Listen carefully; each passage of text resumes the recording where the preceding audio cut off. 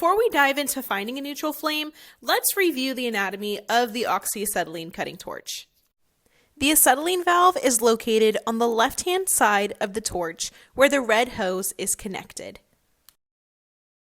On the opposite side, the oxygen valve is located on the right-hand side where the green hose is attached. The torch body is located in the center where you will grip while operating the cutting torch. After finding neutral flame, the cutting handle is held down to cut through metal. The top valve, also known as the mixing valve, introduces oxygen to the flame. And finally, at the top of the torch is the cutting tip. Now we can begin the process to find a neutral flame. To begin, ensure the oxygen torch valve is open all the way by turning the valve counterclockwise. Next, crack open the acetylene torch valve by turning it counterclockwise. Using a friction lighter, light the torch. Avoid cupping the cutting tip with the friction lighter. Once the torch is lit, adjust the acetylene valve to produce a proper flame. When acetylene is added, the flame becomes larger in size. In this example, there is too much acetylene as the flame is separated from the cutting tip.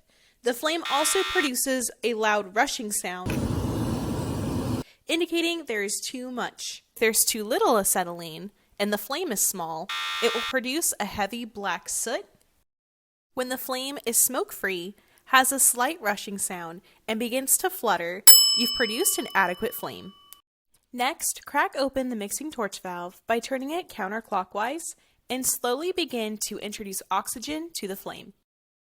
As oxygen is introduced to the flame, notice the blue cone that begins to form inside the flame. Continue to increase the oxygen until the cone becomes blunt. To ensure a proper neutral flame, double check by holding down the cutting handle. If there's still a cone, increase the oxygen to ensure the cone is blunt. And there you have it. You have found a neutral flame. To begin shutting down the torch, first close the acetylene torch valve, then the torch mixing valve.